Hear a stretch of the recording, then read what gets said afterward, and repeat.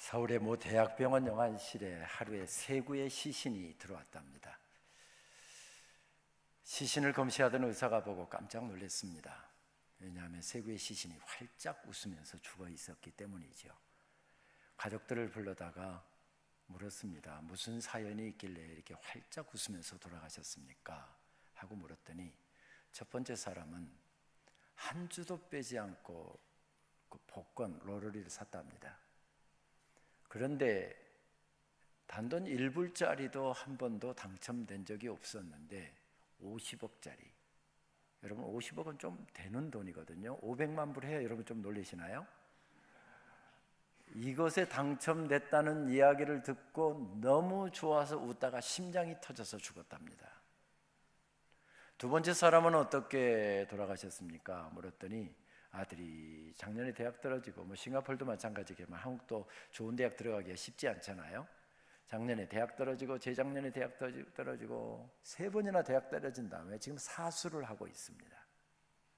그런데 그 아들이 4년 전액장학금을 받고 서울의 유수한 대학에 4년 전액장학금 장학생으로 합격했다는 이야기를 듣고 너무 좋아서 웃다가 입이 찢어져서 죽었다는 겁니다. 세 번째 사람은 어떻게 돌아가셨습니까? 하고 물었더니 벼락에 맞아서 죽었대요. 아니, 벼락에 맞아 돌아가신 분이 왜 웃으면서 돌아가셨습니까? 하니까 번개가 번쩍 치니까 사진 찍는 줄 알고, 누가 웃자고 만든 이야기겠습니다마는 죽으면서 이렇게 활짝 웃으면서 죽을 수 있다고 한다면 얼마나 행복한 인생이겠습니까? 근데 죽으면서는커녕 살아있는 동안만도 웃으면서만 살 수 없는 게 인생길인 것 같습니다. 여러분들에게도 고민거리가 있지요.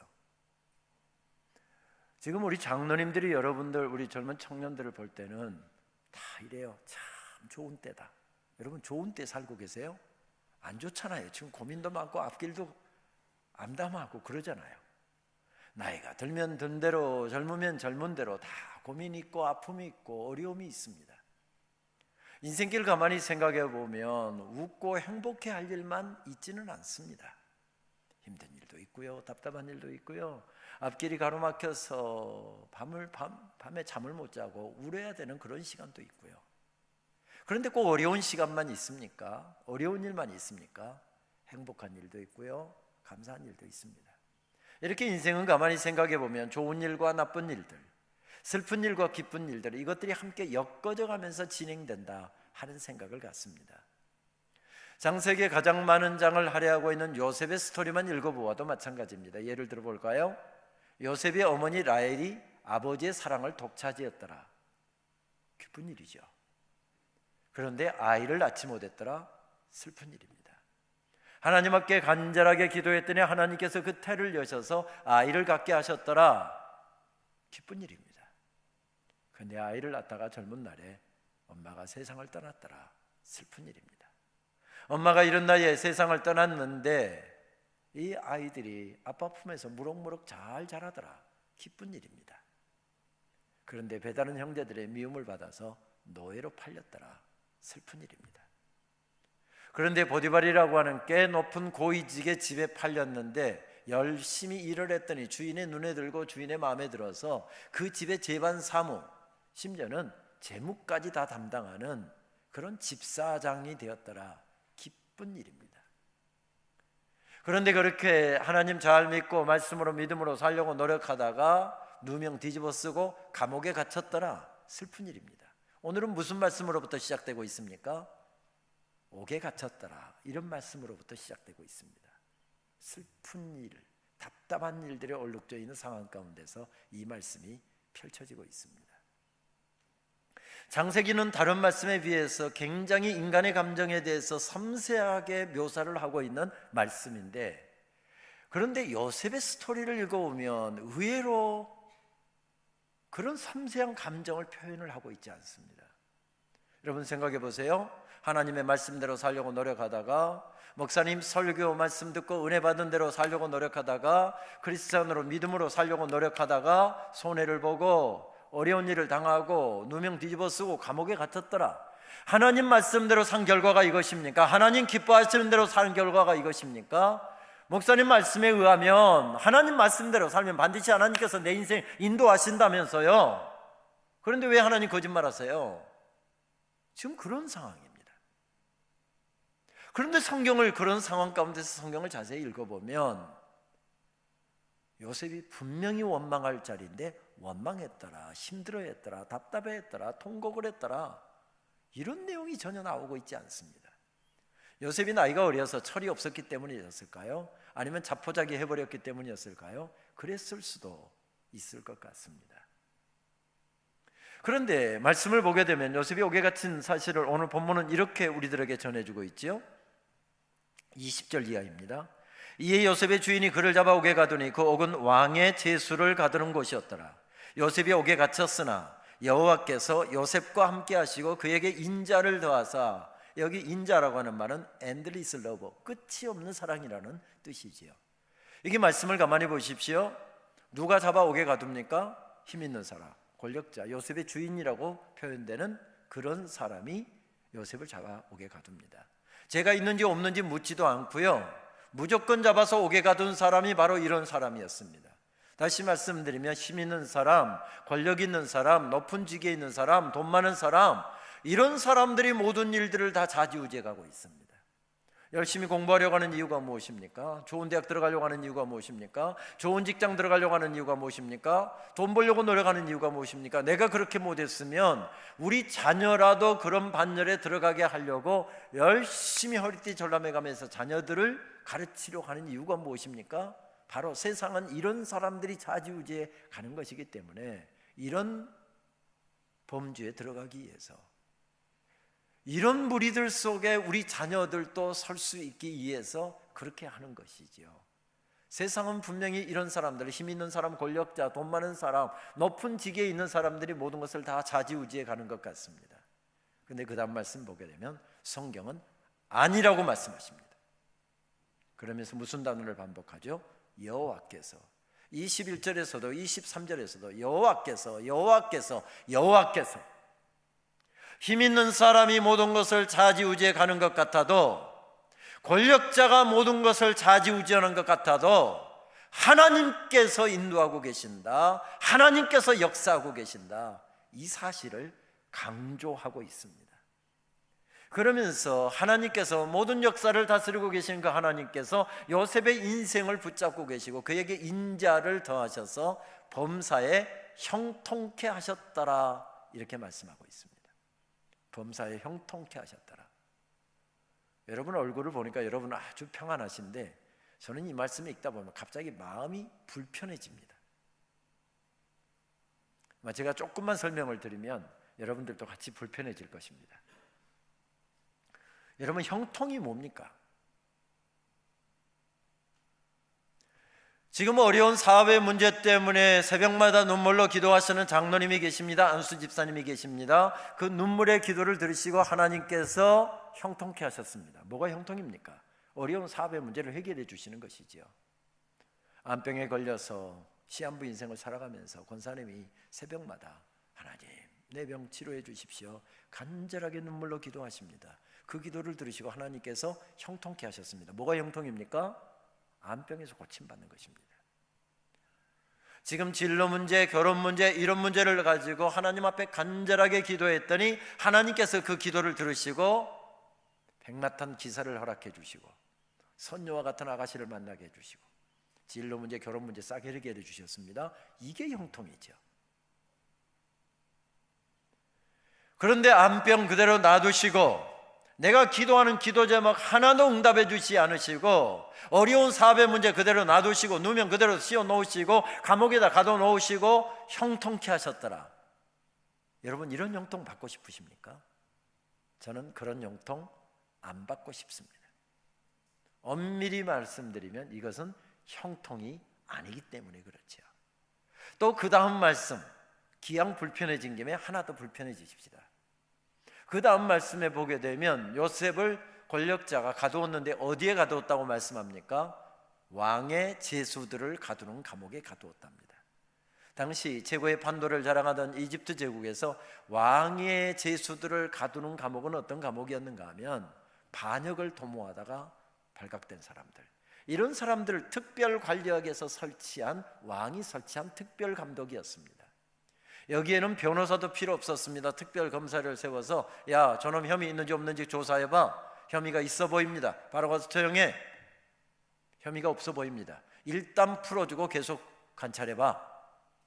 그러니까 이 감옥에 갇히면 길게 시간이 걸리지 않았습니다. 보름이든지 한 달이든지 그 이내에 죽든지 풀려나든지 다 결판이 나는 것입니다.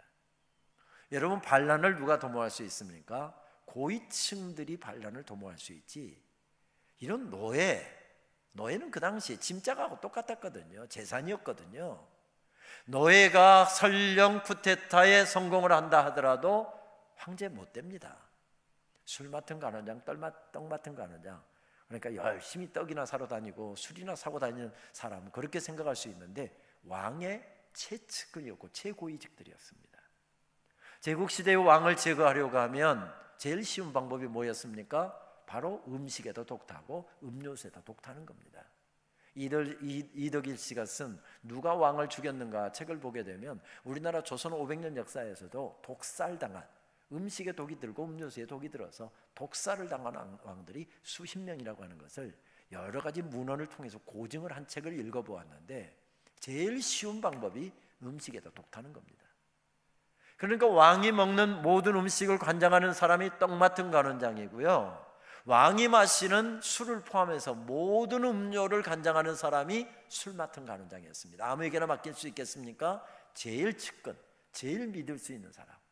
이런 사람들이 잘못하다가 발각되어서 갇히는 감옥이 바로 왕의 제수들을 가두는 감옥이었습니다. 요셉이 반란 도모했습니까? 도모하지 않았습니다. 그런데 그런 감옥에 갇혔다는 것도 이해가 되지 않고, 대부분의 사람은 길어야 한 달이면 다 판정이 나는데 요셉은 지금 10년 넘게 감옥에 갇혀 있는 겁니다. 구약을 연구하는 학자들, 특별히 창세기를 연구하는 학자들은 이 부분에서 그 이유를 추정하고 찾으려고 노력합니다. 어떤 학자들은 그렇게 이야기하더군요. 이 요셉의 주인이었던 보디발이 요셉이 죄가 없는 줄 다 알았다는 겁니다. 요셉이 절대 그럴 사람이 아니다, 요셉을 신뢰했답니다. 근데 마누라가 워낙 무서우니까, 마누라 말을 안 들었다가는 집이 편안치가 않고 제명대로 못 살 것 같으니까 마누라 말대로 감옥에 가두기는 가둬야 되겠는데 어느 감옥에 가둘까 보니까 제일 그래도 편안한 감옥이 그 감옥이어서 요셉을 그곳에다 가두었을 것이다, 이렇게 설명하는 설명도 읽어보았습니다. 그럴 수 있을 것 같습니다. 그런데 여기서 우리는 한 가지만 고백할 수만 있다고 한다면 이렇게 복잡하게 성경 해석하지 않아도 됩니다. 그것이 무엇입니까? 거기에도 계시는 하나님. 요셉이 아버지 집에 있을 때 아버지 집에도 함께 계셨던 하나님, 요셉의 인생의 꽃다운 20대가 박살나고 노예로 살아야 했던 힘든 이집트의 삶 속에서도 함께 계신 하나님, 그리고 요셉이 억울한 누명 뒤집어 쓰고 하나님 말씀대로 살려고 노력하다가, 믿음 따라 살려고 노력하다가 감옥에 갇혔는데 그 감옥에도 함께 계신 하나님, 그 하나님이 그곳에 함께 계셨고 요셉의 인생을 붙잡고 계셨다라고 하는 사실을 확실하게 우리가 믿을 수 있고 고백할 수 있다고 한다면 그 다음 문제는 저절로 풀립니다. 저절로 풀립니다. 여러분, 성경이 가장 힘주어서 강조하는 내용이 무엇인 줄 아십니까? 거기에도 계시는 하나님. 거기에도 계신 하나님. 요셉은 죽어도 깨나도 아무리 열심히 노력한다 할지라도 대이집트 제국의 총리는 될 수 없는 사람이었습니다. 여러분, 우리가 만약에 꿈꾸고 꿈을 해몽하는 그런 기술이 있다고 한다면, 국무총리가 그래서 될 수만 있다고 한다면, 뭐 싱가포르든 한국이든 총리를 바로 세워준다고 한다면 날마다 8시만 되면 잠자리에 들고 꿈 꾸려고 노력하고 꿈 해몽하는 기술 배우려고 노력하게요. 여러분, 실감을 못 하시는데 싱가포르의 총리가 된다니까요. 대한민국의 국무총리가 된다니까요. 꿈 하나 해몽해갖고 총리 될 수 있습니까? 말도 안 되는 이야기입니다. 더군다나 노예 출신이 당시에 최고의 판도를 자랑했던 이집트 제국의 총리가 된다라고 하는 것은 거의 불가능한 일이었습니다. 그런데 하나님께서 은혜의 겹리불에다가 요셉을 싸서 감옥에다가 한 10년을 가둬 놓았는데, 요셉이 감옥에서 걸어 나오는데 뭐가 되어서 나오고 있습니까? 총리가 되어서 걸어 나오고 있습니다. 요셉이 감옥에서 걸어 나오던 날 찬송을 했다고 한다면 무슨 찬송을 했을까요? 혹시 이런 찬송 안 했을까요? 나를 지으신 이가 하나님, 나를 부르신 이도 하나님, 나를 보내신 이도 하나님, 나의 나 된 것은 다 하나님의 은혜라. 나의 달려갈 길 다 가도록, 나의 마지막 호흡 다 하도록 나로 그 십자가 품게 하시니. 요셉에게 있어서 감옥은 십자가 아니었습니까? 나로 그 십자가 품게 하시니 나의 나 된 것은 다 하나님의 은혜라. 한량없는 은혜, 갚을 길 없는 은혜, 내 삶을 내워 사는 하나님의 은혜. 하나님의 은혜, 하나님의 은혜가 요셉을 감싸고 계셨습니다. 요셉이 그것을 알았던 게죠.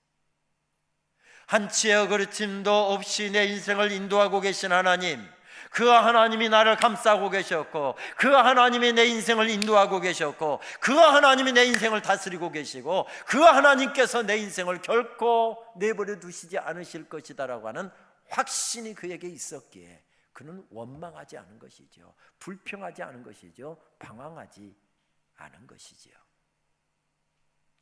요셉이 여러분 그것을 알았다고 한다면 감옥에서 할 수 있는 일이 뭐가 있었을까요? 감옥에서 하나님이 나와 함께 계심을 알았습니다. 요셉이 할 수 있는 일이 뭐가 있었을까요? 한 가지밖에는 없었을 것입니다. 하나님과의 동행. 신영복 선생이 감옥에서의 사색이라고 하는 책을 썼습니다마는, 감옥에서도 하나님과의 동행, 외로운 노년에도 하나님과의 동행, 내 인생에 맡기는 시간에도 하나님과의 동행, 펄펄 나르고 왕궁을 거니는 시간에도 하나님과의 동행, 가난하고 힘들고 어려운 때도 하나님과의 동행, 잘 먹고 잘 사는 시간에도 하나님과의 동행. 참 멋진 말 아닙니까? 하나님과 동행하려고 하면 한 가지 사실을 우리가 확실히 알아야 되죠. 그것이 무엇입니까? 하나님이 거기에도 계신다. 거기에도 하나님이 계신다. 여러분, 성경이 제일 강조해서 들려주시는 말씀이 무엇인 줄 아십니까? 거기에도 계신 하나님. 예수님께서 하늘보좌를 버리시고 이 땅에 내려오실 때 그 사실을 증거하기 위해서 성경을 기록한 마태복음 1장 1절 말씀을 보게 되면 제일 먼저 뭐가 나옵니까? 족보장이 나옵니다. 동양 문화권 치고 족보를 중요하게 생각하지 않은 문화가 없습니다. 이스라엘도 동양 문화권이잖아요. 족보를 중요하게 생각했습니다. 여러분도 다 뼈대 있는 집안의 사람들이시죠? 저도 이래봬도 뼈대 있는 집안의 사람입니다. 저희 부친이 저에게 귀에 못이 박히도록 너는 막 뼈대 있는 집안의 사람이야, 강상김씨 문종공파 38대 손, 얼마나 저에게 귀에 못이 박히도록 저에게 이야기를 하셨는지, 저는 그냥 자다가도 문종공파 38대 손 이게 막 바로 나올 정도로. 이스라엘 나라에는 제일 뼈대 있는 집안이 어떤 집안이었을까요? 다윗의 혈통, 유다 지파 다윗의 혈통 최고로 쳤습니다. 너희들이 나사렛 출신이라고 성경의 예언과 다르게 예수님은 베들레헴에서 오신다고 말씀했는데, 그는 나사렛 예수라고 하지 않더냐? 나사렛에서 무슨 선한 것이 나겠느냐? 사람들이 무시하니까 아니다. 베들레헴에서 태어나셨고 그분은 다윗의 혈통 유다 지파에서 태어나신 분이다. 이것을 먼저 쭉 정리한 다음에 21절 말씀부터 보게 되면 뭐가 나오죠? 보라, 처녀가 잉태하여 아들을 낳으리니 그 이름을 무엇이라 하리라? 임마누엘이라 하리라. 이렇게 하면서 임마누엘이라는 히브리어를 번역까지 해주잖아요. 이는 하나님이 우리와 함께 계시다 함이로다.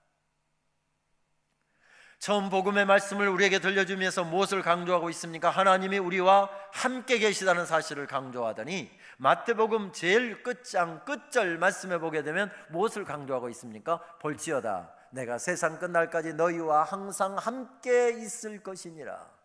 그러니까 마태복음의 시작도 마지막도 무엇을 강조하고 계십니까? 거기에도 계시는 하나님, 잘 나가는 날에도 함께 계시는 하나님, 내 인생에 감옥에 갇혀 있는 시간에도 함께 계신 하나님, 이 사실을 강조하고 있습니다. 요셉은 인생의 절망의 순간에도, 깊고 깊은 감옥에도 하나님이 함께 계신다는 사실을 알았습니다. 그 사실을 알 때 나오는 것이 무엇이었습니까? 하나님과의 동행이었습니다. 감옥에서 하나님과 동행합니다. 근데 성경을 자세히 연구해 보면 하나님과 동행하는 사람의 삶을 절대 성경은 그대로 내버려 두시지 않으신다라고 하는 사실을 강조하고 있습니다. 성경이 소개하고 있는 한 사람은 그렇게 오래 산 것 같지가 않습니다. 그리고 그 사람은 대단한 업적을 이룬 것도 없는 것처럼 보입니다. 그래서 다른 사람은 기다랗게 소개를 하는데 이 사람은 딱 2절, 신약에 와서 한두 구절 외에는 이 사람에 대해서 소개할 내용이 없어서 간단하게 소개한 것 같습니다. 그런데도 불구하고 그의 삶은 얼마나 선명한지 모릅니다. 창세기 5장 24절 말씀, 에녹이 하나님과 동행하더니 하나님이 그를 데려가심으로 세상에 있지 아니하더라. 여기 믿음의 공식이 나오죠. 사람은 죽으면 육신을 이 땅에 남겨놓고 영혼이 떠나는데, 에녹이라고 하는 사람이 짧은 인생을 살아가면서 하나님과 동행했더니 하나님께서 그를 영과 육을 송두리째 천국으로 데리고 가셨답니다. 사람은 죽으면 육신을 이 땅에 남기고 영이 떠나서 하나님 나라로 가는데, 에녹이라는 사람은 하나님과 동행했더니 그를 영과 육을 송두리째 천국으로 옮겨가셨답니다. 역사 가운데서 이런 특별한 은혜를 받은 사람은 딱 3사람밖에 없잖아요. 에녹이라는 사람이 한 사람이었고 또 누구였죠? 엘리야, 신약에 와서 예수님밖에 없었습니다. 그러니까 여기에 믿음의 공식이 성립되죠. 하나님과 동행하면 특별한 방법으로 인도하신다. 히브리서 11장 5절 말씀은 한 가지 사실을 더 추가하죠. 믿음으로 에녹은 죽음을 보지 않고 옮기웠으니 하나님이 저를 옮기심으로 다시 보이지 아니하니라. 저는 옮기우기 전에 하나님을 기쁘시게 하는 자라 하는 증거를 받았느니라. 하나님과 동행하려고 하면 하나님이 나와 함께 계신다라고 하는 사실을, 하나님께서 내 인생을 붙잡고 계신다는 사실을 믿어야 하고, 그 사실을 믿으면 하나님이 기뻐하시고 하나님께서 기뻐하시면 특별한 방법으로 인도하신다. 1차 방정식에서 갑자기 3차 방정식으로 건너뛰는 것 같지만 선명하게 믿음의 공식을 우리들에게 설명해 줍니다.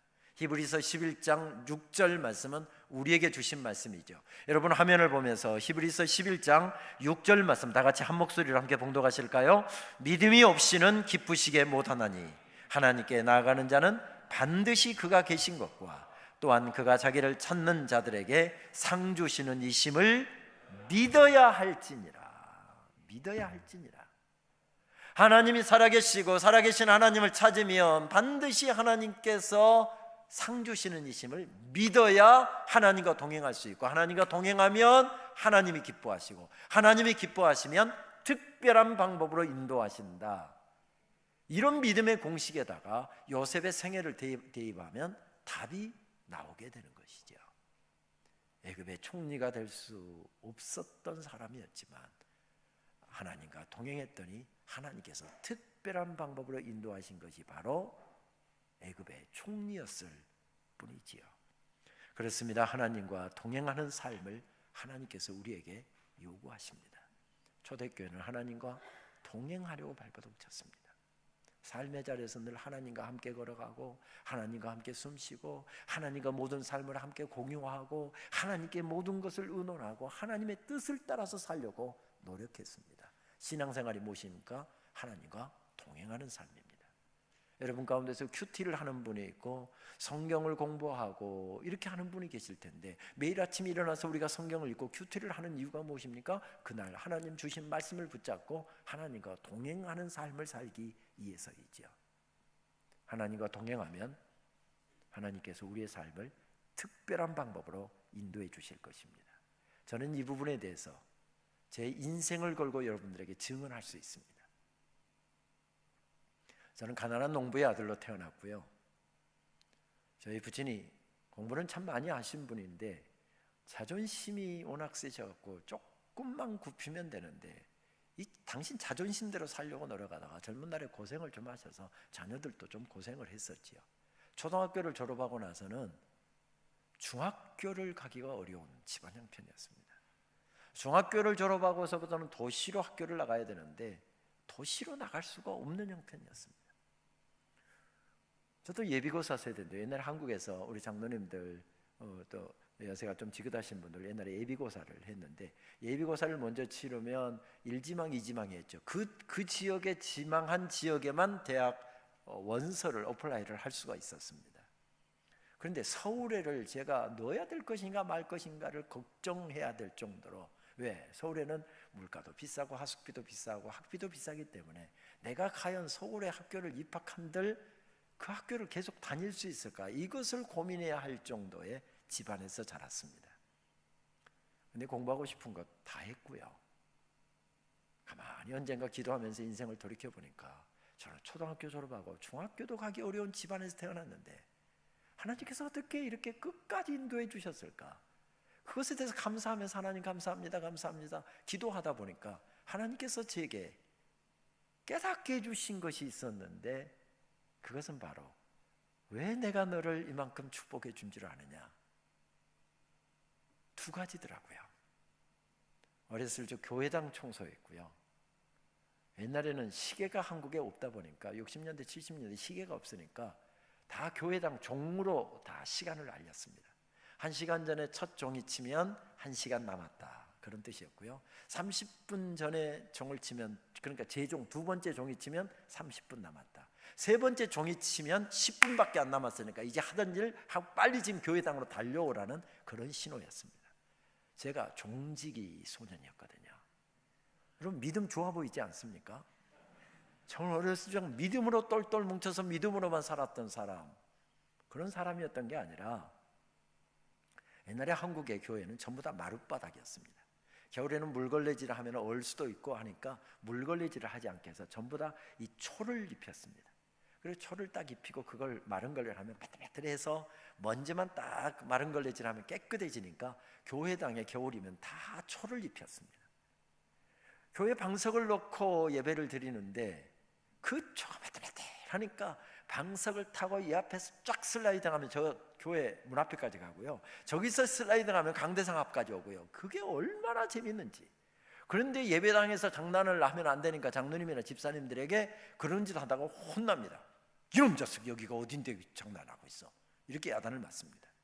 그런데 청소를 딱 하고서 슬라이딩을 하면 장로님들이 아무 말씀 안 하십니다. 집사님들이 아무 말씀 안 하십니다. 그래서 토요일마다 교회 청소 다녔습니다. 교회당 종을 치려고 하면 1시간 전에 나가야 되잖아요. 어느 때는 밥도 못 먹고 주로 저녁 예배 종치기는 제가 담당했습니다. 종치려고 1시간 전에 나가야 되니까 저녁도 못 먹고 뛰어갔습니다. 제가 믿음이 그렇게 좋은 사람이었습니다. 믿음이 좋아서 1시간 전에 교회당 종치러 간 게 아니라, 종이 줄을 잡아당기면 이렇게 종이 앞으로 뒤로 가면서 이쪽을 때리고 저쪽을 때려서 나오는데, 저희 고향교회 종은 천, 당, 이쪽 때리면 천, 이쪽 때리면 당. 그리고 이게 이제 이렇게 끌어당기면 몸뚱아리가 작으니까 혀를 끌고 올라가는 겁니다. 그게 보통 재미가 아닙니다. 몸뚱아리가 적다 보니까 어른들이 치면 바로 첫 번에 천당, 천당 이렇게 치는데, 저는 한 5분 동안은 몸뚱아리가 작으니까 천, 한쪽만 계속 때리니까 천, 한 5분 동안 천 하다가 또 조그만 아이가 종치는구나. 하나님께서 기도 가운데 알려주시는 것은 하나님께서 저에게 복 주신 게 바로 그것 때문이었구나. 그것 때문이었구나.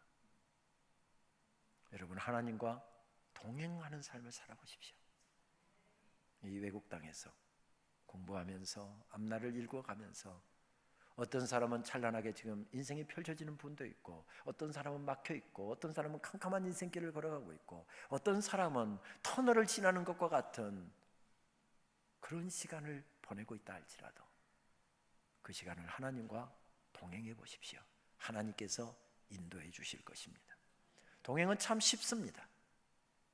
그러나 동행은 어렵습니다. 어렸을 적 시골에서 자라면서 우리 장로님들은 기억하실 것입니다. 옛날에 한국에 변소는 제일 후미진 곳에 있었고요, 농사하는 농촌에서는 그것도 배설물을 받아서 그걸 또 삭혀서 퇴비로 사용했기 때문에 이게 아슬아슬하게 뭐 두 발 짚을 수 있는 거 있고 발 잘못 디디면 풍덩할 수 있는 아주 정말 이상한 구조로 돼 있었습니다. 그리고 대부분의 그렇게 후미지게 돼 있으니까 화장실 가는 게 어렸을 때 제일 두려움 가운데 하나였습니다. 저희 고향 교회가 115년이 된 교회인데요, 복음이 아주 초창기에 받았던 교회였습니다. 신앙교육을 아주 철저하게 시켜서 초등학교 5학년만 되면 어른 예배 다 저녁 예배 다 따라다니는 걸 알았고, 새벽에 일어나지기만 하면 어머니 따라서 새벽 기도에도, 중학교 되면 당연히 새벽 기도에도 다니는 걸로 알 정도로 그렇게 신앙교육을 철저하게 시켰던 교회였습니다. 정기가 중학교 1학년 때 들어왔나 초등학교 6학년 때 들어왔나, 그러니까 깨깡촌이었던 것 같습니다. 그러니까 농한기 때 일을 안 하시니까 전기도 안 들어오고 캄캄하니까 오후 5시만 되면 저녁 식사가 다 끝났습니다. 여러분, 오후 5시에 식사가 끝났는데 그 기나긴 겨울밤 할 게 뭐가 있었겠습니까? 저는 친구들하고 제 공부방에 모여서 성경 서로 암송하고요, 수학 문제 함께 서로 풀고 안 풀리는 거 서로 도와주고, 영어 단어 서로 알아맞추면서 스펠 체크하고요, 뭐 밤 11시까지 12시까지 공부만 했을 것 같죠? 팡팡 놀았습니다. 팡팡 놀았습니다. 뭘 하면서 놀았을까요? 1번, 2번 뭐 이렇게 하고 뭐 이러고 놀았습니다. 그런데 그것도 하다 재미가 없으면, 야 우리 이제 옛날 이야기 하자. 한 친구가 이야기하면 뺑 둘러 앉습니다. 벽에다 전부 다 기대고 방 식지 말라고 이불 펴놨으니까 이불에다가 발 전부 다 넣고 돌아가면서 다 5번 6번씩 들었던 이야기인데 그 이야기 들으면서 낄낄대고 웃고 그러면서 옛날 이야기를 했는데, 그때 항상 등장하는 이야기가 무슨 이야기였습니까? 귀신 이야기. 어느 집 변소에 귀신 나타났다고 하더라, 어느 집 대문에 귀신 나타났다고 하더라. 그러다가 한 녀석이 갑자기 귀신이다 하고 소리치면 서로 이불 속에다가 뭐 얼굴 쳐박으려고 하다가 이불 찢어갖고 그 다음날 어머니한테 혼나고, 그 기나긴 겨울밤 귀신 이야기하면서 지내면 그렇게 재미있을 수가 없습니다. 그런데 문제는 밤에 혼자 어디가 다닐 때가 문제였습니다. 어머니 따라서 저녁 예배를 드리고 오다 보면 어머니는 권사님이니까 항상 교일 때문에 늦게 오십니다. 그래서 친구들하고 먼저 걸어 내려오다 보면 동네 삼거리길에서, 친구들은 아랫마을에 사니까 다 아랫마을로 내려갑니다. 저만 혼자 입마을에 살아서 한 5, 60m를 혼자서 걸어가야 되는데 교회 갔다 오는 길이니까 무섭지는 않았습니다. 그런데 문제는 귀신이 단골로 등장하는 두 집 대문을 통과해야 되는 겁니다. 저기서 대문이 보이면 뒷머리가 쭈삐쭈삐 섭니다. 그러면 주머니에 넣어갖고 다녔던 조그만 신약하고 시편 묶어져 있었던 기도원에서 나온 그 파란 성경 주머니에 넣어갖고 다녔는데, 그거 꺼내면 괜찮을까 싶어서 손에 들어보는데 잠깐은 괜찮은데 그 집 대문 가까우면 그것도 소용이 없더라고요. 그러면 무서우니까 눈 질끈 감고 죽을 힘을 다해서 뛰었습니다. 어두운 밤길 가다가 무서우면 그냥 달리면 됐습니다. 새벽 3시가 다 돼가는데 배가 살살 아파옵니다. 어제 뭘 잘못 먹은 것 같습니다. 배탈이 난 것 같습니다. 화장실은 가야 되겠는데 그 시골 화장실에 귀신 안 나온 집이 없다고 그랬잖아요. 무서워서 죽어도 화장실은 못 가겠고 배를 움켜잡고 참아보죠. 근데 배탈이 나면 참을 수 없는 마지노선이라는 게 있잖아요. 그러면 벌떡 일어납니다. 혼자는 죽어도 못 가겠고 안방에 들어가서 저희 부친 깨울 생각은 아예 못했고, 엄하시니까 저희 어머니 흔들어 깨웁니다. 엄마! 손은 세게 흔들면서 목소리는 제대로 낮춰서 엄마! 2번만 하면 저희 어머니는 왜 묻지도 않습니다. 바로 따라 나오십니다. 그럼 밖에다 딱 보초 세워놓고 안에 들어가서 일 보면 절대 귀신은 안 나타납니다. 그런데 어머니가 낮에 힘든 일을 하시고 고온히 단잠 주무시다가 지금 아들에게 끌려 나왔습니다. 아들이 빨리 일을 끝내면 좋으련만 일이 안 끝나니까 밖에서 서 있다가 졸고 앉아 있습니다. 새벽 3시 조용합니다. 그러면 어김없이 귀신이 나타납니다. 파란 손으로 닦아줄까? 빨간 손으로 닦아줄까? 갑자기 무서워지면 엄마! 부릅니다. 밖에서 졸고 있던 어머니가 엄마 여기 있다. 또 한참 있다가 조용합니다. 그럼 또 무슨 손이요? 파란 손으로 엄마 여기 있다니까. 여러분, 이게 동행입니다. 혼자서 갈 수 없는 길. 왜 동행이 어렵습니까? 문제가 먼저 보이기 때문에 그렇습니다. 삶의 아픔이 먼저 보이기 때문에 그렇습니다. 답답한 일이 먼저 보이기 때문에 동행이 쉽지가 않습니다. 그런데 내 인생 가운데 우뚝 서 계신 하나님, 여기까지 인도하셨고 장래도 인도하신 하나님, 나를 사랑하신 하나님, 그 하나님의 존재에 대해서 확신하는 사람이라고 한다면 넉넉히 동행의 삶을 살 수 있을 것입니다. 예배는 하나님과의 동행하는 삶을 시작하는 시간입니다. 적어도 내 남은 인생길을 하나님을 나의 왕으로 모시고 살겠습니다. 내 인생 하나님께서 인도하고 계시니 나는 하나님을 신뢰하면서 하나님을 예배하면서 하나님을 찬양하면서 살겠습니다. 그 시작점이 바로 예배입니다. 그리고 예배가 끝나고 가정으로 돌아갈 때, 일터로 돌아갈 때, 학교로 돌아갈 때 우리는 뭘 하러 나가는 거지요? 우리 주님의 손잡고 동행하는 삶을 살기 위해서 나가는 것입니다. 예배는 하나님과 동행하는 삶을 시작하는 자리이고 동행하는 삶을 결단하는 자리입니다. 예배라고 이야기했을 때 예배는 그분과 동행하는 삶이죠. 삶입니다. 한국에 한 시인이 중학교 교사로 있었는데 좀 진보적인 생각을 갖고 살다가 학교에서 쫓겨났습니다. 해직 교사가 된 것이죠. 젊은 날에 아내가 병에 걸려서 일찍 세상을 떠났습니다. 아내를 땅에 묻고 얼마나 울었고 얼마나 그 슬픔에 젖어서 살았던지요. 그러다가 결국 자기가 병이 났습니다. 시한부 인생을 선고받고 한국에 가면 속리산자락 보은이라고 하는 그 산속에다가 자그마한 집 하나 짓고 죽을지 살지 모르는 그런 인생길 투병을 시작했습니다. 그렇게 어려운 자리에서 투병을 하다가 예수님을 만났습니다. 그리고 예수님께 인생 전부를 맡기고 살든지 죽든지 하나님께 맡기고 하나님을 신뢰하면서 기도했을 때 하나님께서 그를 깨끗하게 치유해 주셨습니다. 그리고 나서 그는 이런 시를 썼지요. 별빛이 쓸고 가는 먼 길을 걸어 당신께 갑니다. 길의 끝에서 몇 번이고 빈몸으로 넘어질 때 풀뿌리 하나로 내 안을 뚫고 오는 당신께 가는 길은 얼마나 좋습니까? 이 땅의 일로 가슴을 아파할 때 별빛으로 또렷이 내 위에 떠서 눈을 깜빡이는 당신과 가는 길은 얼마나 좋습니까? 바람도 없이 구름은 흐르고 떠나간 것들 다시 오지 않아도 내 가는 길 앞에 이렇게 당신은 있지 않습니까? 당신과 가는 길은 얼마나 좋습니까? 하나님께서 새해를 선물로 허락해 주셨습니다. 다행스럽게 한국의 설 명절을 지냈기 때문에 설 명절이 끝났다라고 생각을 했는데 새해가 이제 이미 시작됐다 생각했는데 싱가포르에 오니까 떠드는 우리 중국 사람들을 보니까 다시 새해다라고 하는 생각을 갖게 되던데 새해를 하나님께서 선물로 주셨습니다. 이 한 해를 살아가면서 우리도 주님 손잡고 그렇게 고백할 수 있을까요? 주님과 함께 가는 길이 얼마나 좋습니까? 올 한 해를 다 살아낸 다음에 송구 영신 예배 드리면서 한 해를 돌아보고 하나님의 은혜를 떠올리며 주님과 함께 가는 길이 얼마나 좋았습니까? 아니 인생길을 다 살아가고 난 다음에 심장에 더운 피 식어갈 그 순간 주님과 동행했던 내 인생길이 얼마나 행복했습니까?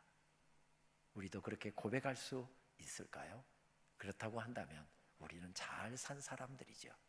매주일마다 함께 모여서 예배할 때 하나님과 동행하는 삶을 여기서 결단하고 연습하고 새롭게 주님 손잡고 벌떡벌떡 일어나 젊은 날에도 주님과 동행하고 노년의 때도 하나님과 동행하고 펄펄 나르는 중년의 때도 하나님과 동행하고 잘 나가는 시간에도 하나님과 동행하고 어려운 인생길에서도 하나님과 동행하신 후에 주님과 함께 가는 길이 얼마나 좋습니까?